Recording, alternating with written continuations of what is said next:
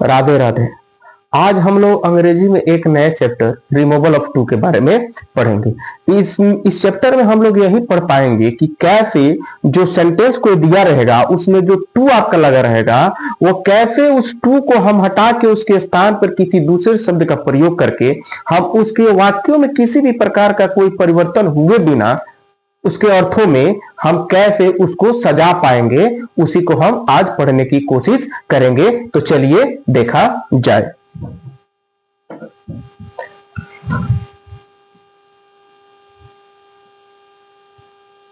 Removal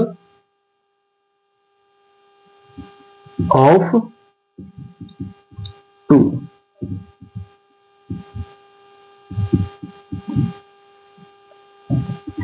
देखिए, removal of too, ऐसे ये रिमूवल जो है रिमूव से बना है। किससे बना है? रिमूव, और जिसका मतलब होता है हटाना। यानी आपका जो ये जो टू लिखा गया है उसको इस सेंटेंस में कोई भी सेंटेंस दिया रहेगा उसमें टू को हटाकर उसके जगह पे कोई दूसरा वर्ड यूज कर देना है, और ऐसे करना है कि उसमें जो सेंटेंस दिया रहेगा उसके अर्थों में किसी भी प्रकार का कोई परिवर्तन न हो पाए। इसी चीज को हम यहां पे पढ़ेंगे।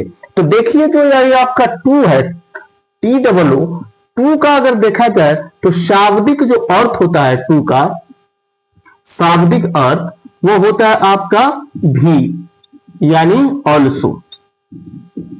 ये भी होता है इसका शाब्दिक अर्थ। ऐसे भी टू को हम ज्यादा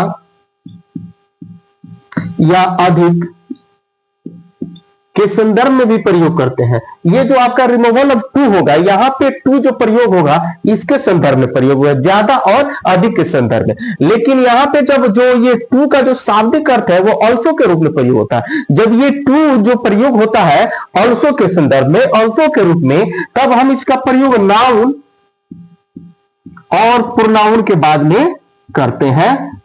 किसका? टू का। यानी जब उसका अर्थ हमारा क्या निकले?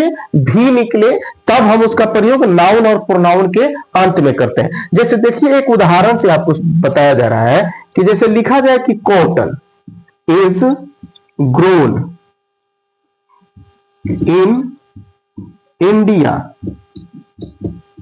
टू। देखिए, यहां पे जो आपका ये इंडिया लिखा गया है वह एक नाउन है, और उसके बाद यहाँ पे जो ये टू प्रयुक्त किया गया है, और ये जो टू प्रयुक्त किया गया है आपको पहले ही बताया गया है कि टू का शाब्दिक अर्थ भी होता है, और जब हम उसका प्रयोग नाउन और प्रोनाउन के ठीक बाद करते हैं तब। तो यहाँ पे जो आपका सेंटेंस लिखा है कि cotton is grown in India too, इसका अगर अर्थ निकाला जाए तो लिखेगा कि कपास भारत में भी क्या उगाया जाता है। ये हो गया आपका नाउन के संदर्भ में। अब अगर प्रोनाउन में देखा जाए तो ही to had been to Delhi, इसका देखा जाए तो वह भी दिल्ली में रहता था, वह भी दिल्ली में रहता था। तो यहां पे देखिए, ये जो ही लिखा गया है वह क्या है? प्रोनाउन है, और प्रोनाउन के ठीक बाद यहाँ पे क्या प्रयुक्त हुआ है? टू, और जो किस संदर्भ में प्रयुक्त हो गया? भी के संदर्भ में। यानी कहने का मतलब है जो टू है उसका शाब्दिक अर्थ आपका क्या हो जाता है? भी, यानी ऑल्सो। और इसका मतलब ज्यादा और अधिक भी होता है। जो हम रिमूवल ऑफ टू जो पढ़ेंगे, इसमें जो सेंटेंस दिए रहेंगे उसमें हम इसका प्रयोग टू TOO ज्यादा के ही संदर्भ में पढ़ने की कोशिश करेंगे। जो देखिए यहाँ पे अगर इसको चेंज किया जाए कॉटन इज, अब देखिए, अब ये जो टू है इसको जब हम ऑल्सो में चेंज कर दें, ऑल्सो में, तो लिखा जाएगा क्या? देखिए, cotton is grown in India also. देखिए चेंज हुआ तो क्या लिखा गया? इसका भी मतलब वही होगा कि कपास को भारत में भी उगाया जाता है। तो देखिए यहीं पे जो TOO है उसको हम किस में बदल दिए? ऑल्सो में बदल दिए। उसी प्रकार मैं आपको बताने की कोशिश कर रहा हूं कि जो यहाँ पे टू है, इस जो सेंटेंस हम लोग यहाँ पे पढ़ेंगे उसमें टू को हम और किसी शब्दों में, वर्ड में उसको हम परिवर्तित कर देंगे, जिससे होगा क्या? हमारा जो पहले वाला जो सेंटेंस रहेगा और जो बाद वाला जो सेंटेंस रहेगा उसके अर्थों में किसी प्रकार का कोई परिवर्तन नहीं होगा, केवल आपका क्या होगा? सेंटेंस में परिवर्तन हो जाएगा। तो चलिए देखा जाए। आगे जब पढ़ा जाएगा तो लिखा जाएगा हाउ टू रिमूव टू, यानी रिमूव की लिखा के हाउ टू रिमूव टू, यानी टू को कैसे हटाए, और उसी के बारे में हम लोग पढ़ेंगे एक एक स्टेप करके। अब इसमें देखिए टाइप कर करके पढ़ाया गया होगा, बहुत टाइप में होगा। तो जो अब पहला जो टाइप है वो ए है, तो टाइप टाइप करके पढ़ लिया जाएगा जिससे आपको आसानी से समझ में आएगा टाइप ए में।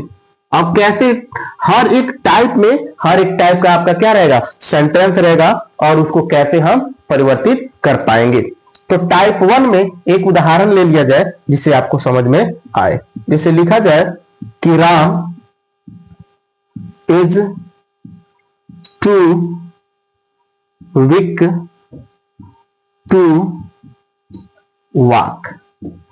एक सेंटेंस दिया गया है कि Ram is too weak to walk. सबसे पहले इसका जो हिंदी है वो समझ लिया जाए।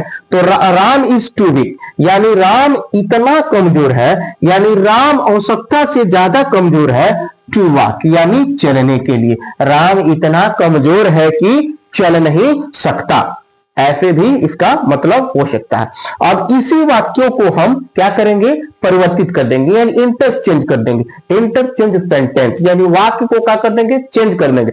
लेकिन जो वाक्य हम चेंज करेंगे और ये जो वाक्य है, इस दोनों के चेंज किए हुए हैं, और इस वाक्यों के अर्थों में किसी प्रकार का कोई परिवर्तन नहीं हो पाएगा। इसी को देखिए। अब देखा जाए, अब एक एक स्टेप करके कैसे एक एक चीज कैसे बदलता है उसको हम बताने की कोशिश करेंगे। तो देखिए स्टेप 1 में लिखा जाएगा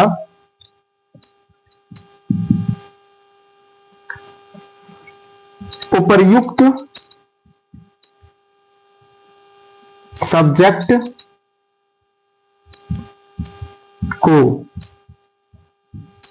हूबहू उसी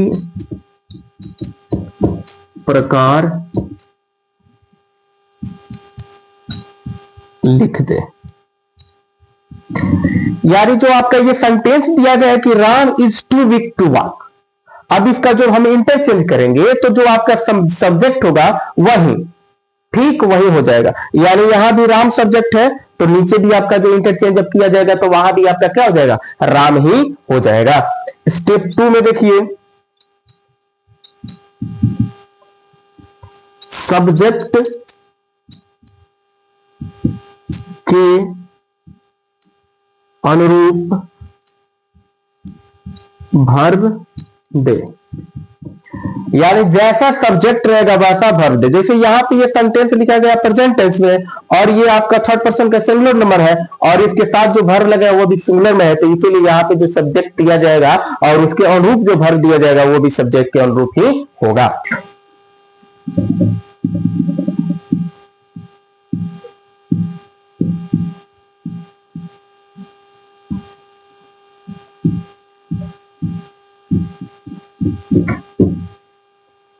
स्टेप 3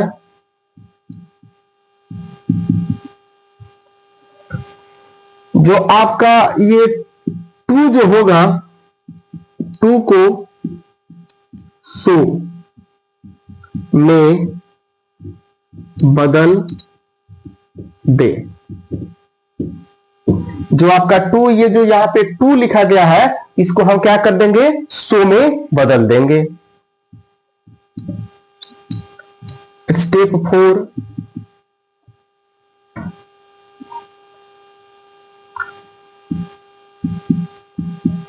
सो के ठीक बाद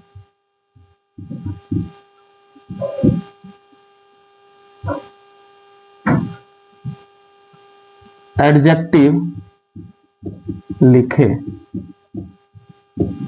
सो के ठीक बाद एडजेक्टिव लिखे, यानी सो यानी जो ये आपका राम इज टू, ये टू को हम सो में बदल देंगे, और इसके बाद जो एडजेक्टिव आपका वीक प्रयुक्त हुआ है उसी को हम लिख देंगे। उसके बाद स्टेप 5 में एडजेक्टिव के ठीक बाद दैट का प्रयोग करें। यानी जो आपका ये एडजेक्टिव होगा वीक, और इसके ठीक बाद हम दैट का प्रयोग कर देंगे। स्टेप 6 में पूर्ववर्ती सब्जेक्ट के अनुसार सब्जेक्ट दे। देखिए ये पूर्ववर्ती सब्जेक्ट, यानी यहां पे जो आपका ये सेंटेंस लिखा गया है कि Ram is too weak to walk, तो इसमें जो आपका सब्जेक्ट है क्या है, राम है, तो ये आपका सब्जेक्ट हो गया। और जब हम स्टेप 6 में लिखा गया है कि जब हम कंजक्शन दैट का प्रयोग करेंगे और उसके बाद जब हम सब्जेक्ट देंगे, तो पूर्ववर्ती सब्जेक्ट यानी जो पहले जो यहाँ पे सेंटेंस सब्जेक्ट लिखा गया है उसी के अनुरूप वहां पे सब्जेक्ट लिखा रहेगा। अगर वह नाउन में रहेगा तो उसके अनुरूप जो प्रोनाउन रहता है वही प्रयुक्त किया जाएगा। तो यहाँ पे देखिए राम जो सब्जेक्ट है वह एक प्रोनाउन फॉर्म है, सॉरी नाउन फॉर्म है, तो इसके लिए अगर प्रोनाउन ये आपका थर्ड पर्सन का सिंगुलर नंबर का ये आपका मैस्कुलिन जेंडर में है, तो इसके अनुरूप अगर हम वर्ब दे रहे हैं, सॉरी प्रोनाउन दे रहे हैं, तो हमारा प्रोनाउन क्या हो जाएगा, ही। तो यानी पूर्ववर्ती सब्जेक्ट के अनुसार जो वर्ब सब्जेक्ट दिया जाएगा वो आपका क्या हो जाएगा, ही हो जाएगा। स्टेप 7 में टेंस के मुताबिक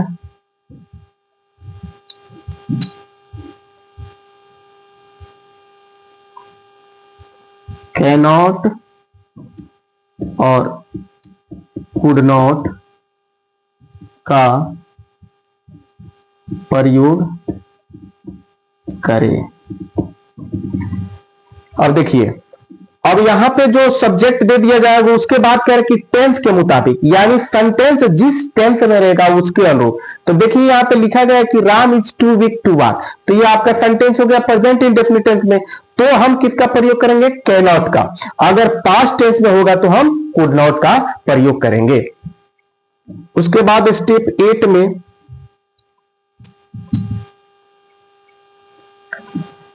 टीओ को हटा दें।